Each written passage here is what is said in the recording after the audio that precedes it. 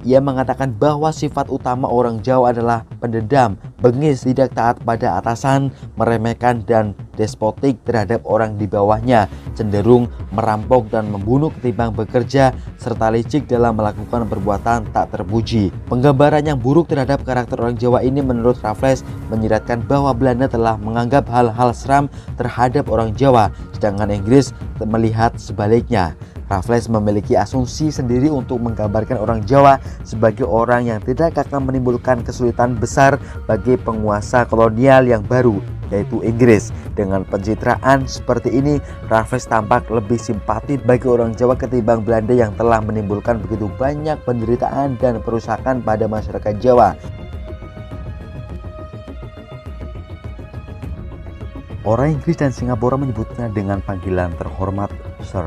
Padahal sosok yang paling banyak meninggalkan nama ilmiah pada kekayaan flora dan fauna di Hindia Belanda ini tidak lahir dari lingkungan istana. Dia bukan bangsawan ataupun kaum feudal yang berhak menyandang gelar tuan. Bayi yang diberi nama Thomas Raffles tersebut lahir non jauh di lepas pantai Jamaica dekat Port Morat di atas geladak kapal Anne pada 6 Juli 1781. Ayahnya Benjamin Raffles pada awalnya hanyalah seorang tukang masak di sebuah kapal hingga akhirnya menjadi kapten. Ibunya adalah Anne Leigh Linderman, putri pasangan William Linderman dan Susanna Leigh. Krisis ekonomi yang melanda Inggris pada masa itu menyebabkan keluarga Kapten Benjamin Raffles menghadapi kesulitan ekonomi yang cukup berat. Situasi ekonomi yang tidak menentu ini memaksa Thomas Raffles muda untuk mencari pekerjaan guna menyokong ekonomi keluarganya. Ditunjang pendidikan formal seadanya, Thomas Raffles beruntung tatkala ayahnya dari seorang sahabatnya memberinya pekerjaan terutama sebagai juru tulis di sebuah perusahaan Hindia Timur. Sekitar tahun 1795, Raffles dikenal sebagai pemuda yang tekun dan rajin belajar.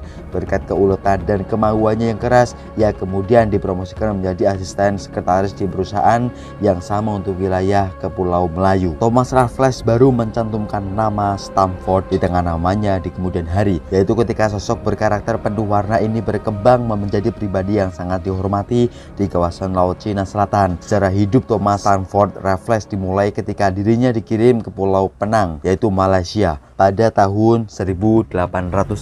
Pada tahun 1811, Thomas Stamford Raffles disertakan dalam rombongan ekspedisi ke Tanah Jawa sebagai letnan gubernur di bawah perintah Gubernur Jenderal Sir Gilbert Elliot Murray Kinnin-Mon sekitar tahun 1751 sampai dengan 1814, atau yang lebih dikenal dengan nama Lord Minto, hingga 1817. Lord Minto menyukai Raffles karena kecerdikan, keterampilan dan kemampuannya dalam bahasa Melayu sehingga dikirim ke Malaka. Tidak lama setelah tiba di Tanah Jawa, pasca Prancis menguasai kerajaan Belanda, Raffles mengatur ekspedisi militer melawan Belanda di Jawa. Penyerbuan militer itu dipimpin oleh Admiral Robert Stamford, Jenderal Weatherall dan Kolonel Gillespie. Thomas Stamford Raffles mengadakan negosiasi dengan pihak Belanda untuk mencapai perdamaian dan mengatur berbagai ekspedisi kecil guna menaklukkan sejumlah pangeran lokal, sekaligus mengambil alih Pulau Bangka untuk menjamin kekuasaan Inggris di daerah itu bila Jawa kembali ke dalam kekuasaan Belanda pasca perang koalisi ke-6 di Eropa. Setelah Jawa dikembalikan kepada kolonial Belanda sebagai akibat perang Napoleon yang diatur oleh perjanjian Anglo-Belanda, yaitu tahun 1814. Raffles kemudian kembali ke London tahun 1815 karena mengidap penyakit tropis yang cukup parah, serta kesedihannya yang sangat dalam atas meninggalnya istri pertama yang dinikahnya pada 14 Maret 1805, yaitu Olive Marianne de Venice di Jawa pada 26 November 1814 karena penyakit malaria. Thomas Stamford Raffles pernah menjadi gubernur jenderal pada masa yang sangat singkat di Jawa. Selama kepemimpinannya, Raffles mengubah sistem tanam paksa atau culture stelsel yang diperlakukan kolonial Belanda, yaitu sistem kepemilikan tanah yang memungkinkan besar dipengaruhi oleh tulisan awal Dirk van Hogendorp sekitar tahun 1761 sampai dengan 1822. Dengan kebijakannya, landerente atau pajak bumi yang dilaksanakan berdasarkan hukum adat di Jawa. Prinsip yang digunakannya berdasarkan pada teori liberalisme seperti yang dipraktikkan Inggris di India. Raffles menetapkan bahwa semua tanah adalah milik negara dan rakyat sebagai pemakainya atau penggarap tanah wajib membayar sewa atau berupa pajak bumi kepada pemerintah. Pemimpin pribumi seperti sultan dan bupati yang tidak taat pada peraturan Landerente akan dipecat. Dia juga mengubah sistem berkendara di koloni Belanda menjadi sistem berkendara seperti di Inggris, yaitu memakai jalur kiri yang dipakai hingga sekarang. Selain menerapkan kebijakan Landerente, Thomas Stamford Raffles juga membagi tanah Jawa ke dalam 16 kerasidenan serta mengurangi jabatan bupati yang berkuasa. Kesultanan Banten dihapuskan, kedaulatan Kesultanan Cirebon harus diserahkan kepada kolonial Inggris. Sri Sultan Hamengkubuwono II, yaitu Raja Kesultanan Yogyakarta yang mana bertentangan pendapat dengan Raffles, kemudian diasingkan ke Pulau Pinang sekitar tahun 1812. Pengganti Sultan Sepuh julukan Sri Sultan Hamengkubuwono II adalah Sri Sultan Hamengkubuwono III, ayahanda dari Raden Mas Ontowiryo atau Pangeran Diponegoro. Pada 13 Agustus 1814, Konvensi London diberlakukan, yaitu memuat bahwa semua wilayah yang pernah dikuasai Belanda harus dikembalikan oleh pihak Inggris. Konvensi tersebut tidak berlaku atas Bangka, Belitung, dan Bengkulu yang diterima Inggris dari Sultan Najamuddin atau Palembang. Raffles sendiri sebetulnya menerima konvensi itu dengan terpaksa karena mengetahui kalau kekayaan alam Hindia Belanda dapat menguntungkan pihak kolonial Inggris. Raffles pun kemudian ditarik kembali ke Inggris dan digantikan oleh John Vendale sekitar tahun 1762 sampai dengan 1825. Ia melaksanakan keputusan konvensi ini sekaligus melakukan serah terima antara Inggris dan Belanda. Penyerahan itu diterima oleh 3 komisaris jenderal dari Belanda pada 19 Agustus 1816, yakni Kolonel JBJ Lord Buyskes dan GAG PH Baron van der Kaplan. Pada tahun 1818, Thomas Raffles kembali ke timur dan segera mempromosikan menjadi gubernur Bengkulu atau Bencolen yang kemudian dikenal sekarang sebagai Pulau Sumatera. Pada masa pemerintahannya di pesisir pantai barat Sumatera itu, Raffles melakukan banyak kegiatan penelitian flora dan fauna yang baginya sangat menakjubkan. Dia menelusuri hutan di pedalaman Sumatera serta sebagian Pulau Jawa bersama para ahli binatang dan botani yang dipekerjakannya di luar misi imperialisme dagang yang ditugaskan kerajaan Inggris. Eksotisme flora dan fauna di tanah Jawa dan Sumatera telah membuat hatinya tertambat. Setahun masa pendudukannya di bagian barat Sumatera, Raffles kemudian menggagas proyek bernama Singapura. Proyek mercusuar ini adalah pelampiasan dari rasa kekecewaan karena penyerahan tanah Jawa kepada Belanda. Beberapa proyek botani dan arkeologinya di sana terputus. Pada 19 Januari 1819, Thomas Raffles menggagas penguasaan Pulau Singapura yang mengapung di Selat Malaka lewat perjanjian antara dirinya yang mewakili perusahaan Hindia Timur dan Temenggung Sri Maharaja. Dalam perjanjian itu, Inggris diizinkan mendirikan pusat perdagangan di Singapura. Sebagai imbalannya, Temenggung Sri Maharaja akan dilindungi dari ancaman serangan Belanda dan orang Bugis. Raffles bersumpah menciptakan koloni baru yang meskipun kecil namun akan jauh lebih maju daripada tanah Jawa. Thomas Raffles ini kemudian dibuktikan Pulau Singapura melesat menjadi koloni perdagangan paling strategis dalam sejarah kolonialisme Inggris di Hindia Timur. Obsesi Raffles menghentikan laju Belanda dalam menguasai kepentingan Inggris di Hindia Timur berjalan baik. Komunitas perdagangan yang mengalir dari pesisir timur Sumatera tetap dapat mereka tampung tanpa harus menguasai pesisir tersebut secara teritorial. Belakangan Belanda yang lebih agresif dengan orientasi penguasaan teritorial akhirnya berhasil mengendalikan Sumatera Timur yang kemudian berkembang menjadi sentra perkebunan terpenting di Asia Tenggara. Perdagangan di Selat Malaka pun menjadi panas. Inggris dan Belanda saling tuding tentang pelanggaran Traktat London yang mereka sepakati bersama pada tahun 1824. Kedua imperialisme Eropa itu saling berseteru merebutkan kue perdagangan di Pulau Sumatera yang disebut sebagai Tanah Harapan. Dari Kalkuta, yaitu India, Gubernur Jenderal Lord Hastings mengakui pendapat Raffles bahwa jalur laut yang paling penting, Selat Malaka, harus dilindungi jika ingin menjamin keamanan perdagangan Inggris di kawasan Laut Cina Selatan. Singapura yang terpilih sebagai forerunner di rute itu akhirnya berhasil menjadi pemimpin perdagangan di jalur tersibuk tersebut. Di Bengkulu, Thomas Raffles mendirikan benteng Inggris paling besar kedua di Asia Pasifik setelah benteng utamanya di India. Dari pendiriannya benteng yang kedemikian kokoh, permanen, dan multifungsi itu dapat dipastikan Raffles memiliki cita-cita tinggi di kawasan ini. Sayang karena gejolak politik di Eropa pada tahun 1823, ia terpaksa meninggalkan Sumatera.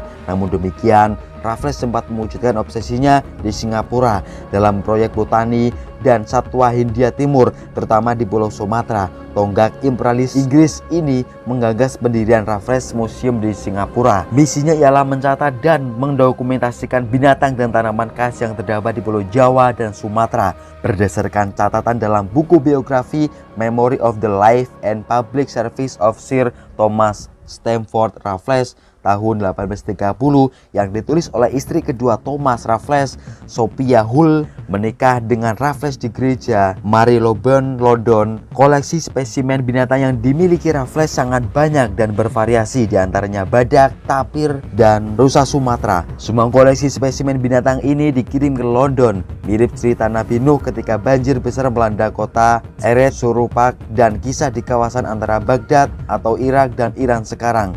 Thomas Raffles dikenal sebagai pecinta lingkungan yang penuh gairah di bidang biologi.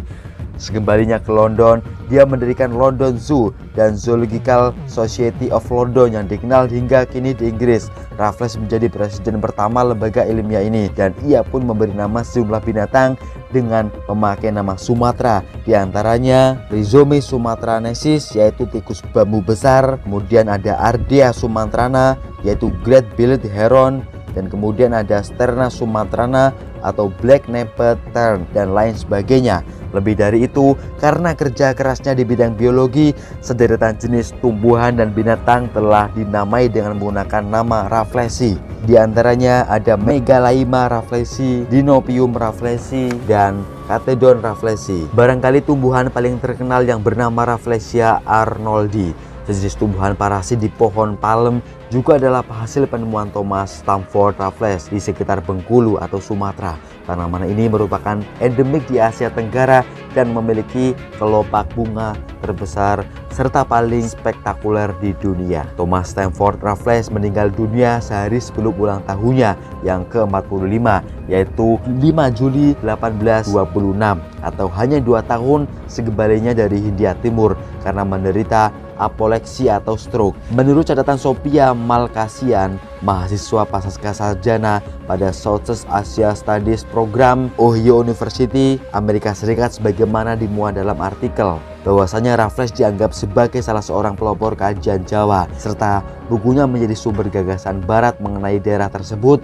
dan sebagai titik awal pengkajian wilayah Timur. Begitu besar perhatiannya pada budaya dan sastra Jawa mendorong Thomas Raffles mengembangkan Museum Etnografi Batavia yang hingga kini masih berdiri megah. Padahal sebelumnya kolonial Belanda telah mendirikan lembaga kebudayaan yang diberi nama Koninklijk Batavia's Genootschap atau Batavia Genootschap van Kunsten en Wetenschappen. Lembaga inilah yang mempelopori berdirinya Perpustakaan Nasional Republik Indonesia tahun 1778 dan Museum Gajah yang semuanya berada di Jakarta. Perjalanan Thomas Stamford Raffles di wilayah kolonial Hindia Belanda, terutama di Pulau Jawa dan Sumatera, sesungguhnya Raffles telah mengusahakan banyak hal seperti mengintroduksi otonomi terbatas yang kini kembali diberlakukan di beberapa wilayah di Indonesia, menghentikan perdagangan budak, mereformasi sistem pertahanan yang pernah diberlakukan pemerintahan kolonial Belanda, melakukan penelitian dalam atas sastra kuno Jawa, serta mendokumentasikan peninggalan arsitektur kuno seperti Candi Borobudur dan Candi Prambanan. Sejak dibangun pada abad ke-8 antara 750 dan 850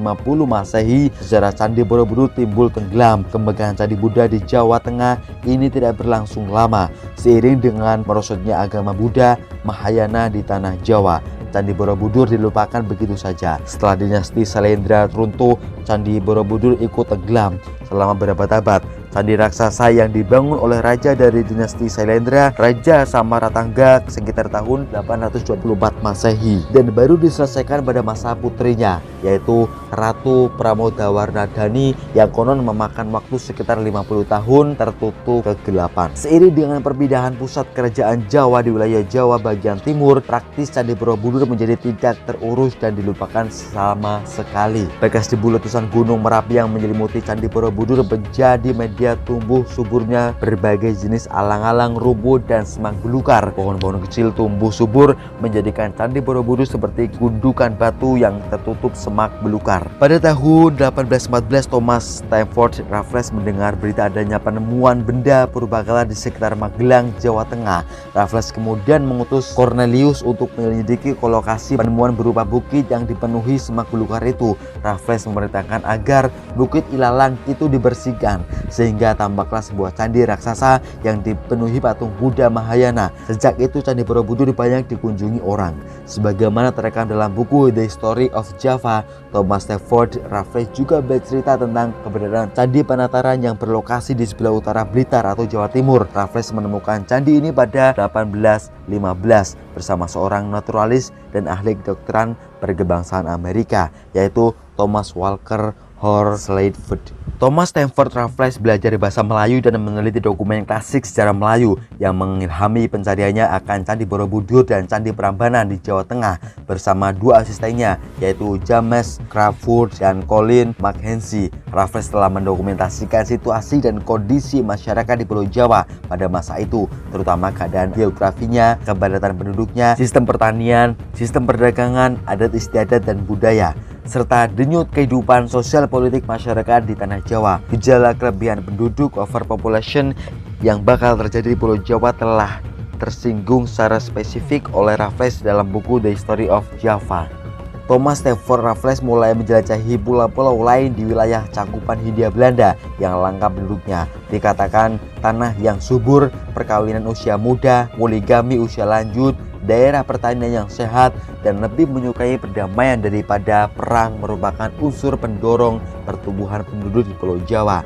Dia mencatat populasi penduduk di Pulau Jawa pada 1815 sekitar 4.615.270 jiwa. Raffles mendokumentasikan upacara adat yang biasa dilakukan oleh masyarakat di Pulau Jawa pada masa itu, seperti upacara perkawinan, ritual dalam prosesi kematian, dan ritual penyambutan kelahiran bayi. Dia juga mencatat berbagai kegiatan tradisi perayaan atau selamatan yang juga menampilkan tarian tradisional dan pertunjukan wayang di abad ke-19 dan sebelumnya. Perihal pewayangan, Raffles mengidentifikasi nama-nama kerajaan dalam pewayangan yang menurutnya berlokasi di tanah Jawa, terutama di Jawa Tengah. Dalam catatannya, Mandura terletak di Pulau Madura sebelah barat, Dwarawati terletak di Pati, Mandraka berlokasi di sekitar Tegal dan Pekalongan, Jawa Tengah, Banjarjunut berada di sekitar Kebumen, Talkanda terletak di Banjarnegara, Indrakila berada di sekitar Jepara, Ringgadani berada di utara Pegunungan Dieng,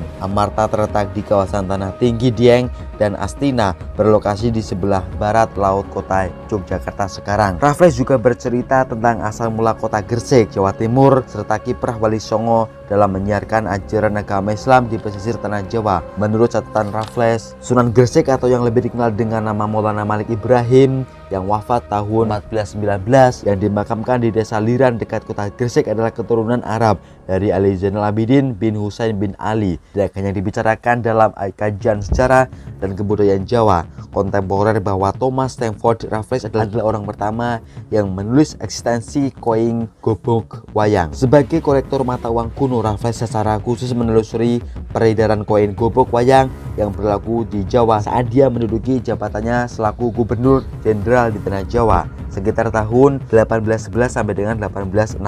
Sebelum Jawa diserahkan kembali kepada pemerintahan kolonial Belanda, dia pun dikenal sebagai orang pertama yang membawa gamelan ke Inggris sekitar tahun 1816 berupa dua perangkat gamelan Jawa Pelok Slendro yang kini tersimpan dengan baik di Claydon House dan Museum of Mankin, London, Inggris. Ketika Thomas Stamford Raffles kembali ke Inggris, dia membawa serta 106 koin gobok wayang yang dikumpulkannya selama berada di tanah Jawa. Alat pembayaran kuno yang berlaku di Jawa ini kemudian bertambah 5 keping dari kiriman sahabatnya, William Mardenus. Ia dikenal sebagai orientasi Inggris yang pernah dikirim ke Bengkulu, Sumatera pada tahun 1771.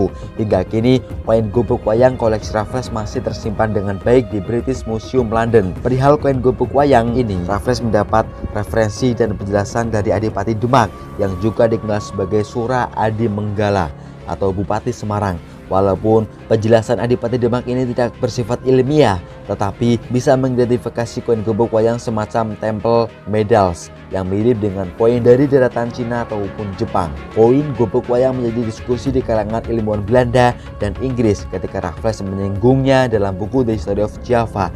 Setelah ini bermunculan aneka tulisan dan kajian tentang eksistensi koin gobok wayang, seperti ditulis oleh Baron Caudoir dalam buku yang diterbitkan di St. Petersburg. Thomas Stafford Raffles secara khusus membahas karakter orang Jawa. Dia menggambarkan orang Jawa yang sangat dipujinya sebagai orang pribumi yang tenang, sedikit berpetualang, cenderung tidak melakukan usaha keluar daerahnya, dan tidak mudah terpancing untuk melakukan kekerasan ataupun pertumbahan darah. Raffles juga berupaya membedakan persepsi Inggris dan Belanda terhadap masyarakat Jawa dengan mengutip seorang Belanda yang bermukim di Jawa. Ia mengatakan bahwa sifat utama orang Jawa adalah pendendam, bengis, tidak taat pada atasan, meremehkan dan despotik terhadap orang di bawahnya, cenderung merampok dan membunuh ketimbang bekerja, serta licik dalam melakukan perbuatan tak terpuji. Penggambaran yang buruk terhadap karakter orang Jawa ini menurut Raffles menyiratkan bahwa Belanda telah menganggap hal-hal seram terhadap orang Jawa, sedangkan Inggris melihat sebaliknya. Raffles memiliki asumsi sendiri untuk menggambarkan orang Jawa sebagai orang yang tidak akan menimbulkan kesulitan besar bagi penguasa kolonial yang baru, yaitu Inggris. Dengan pencitraan seperti ini, Raffles tampak lebih simpati bagi orang Jawa ketimbang Belanda yang telah menimbulkan begitu banyak penderitaan dan perusakan pada masyarakat Jawa. Lebih lanjut, Raffles menyatakan bahwa orang Jawa tidak memiliki sifat amok atau chaos. Adapun kekerasan yang terjadi adalah akibat dari kehidupan di bawah pemerintahan di mana keadilan jarang ditegakkan dengan sebenarnya dan tanpa pandang bulu.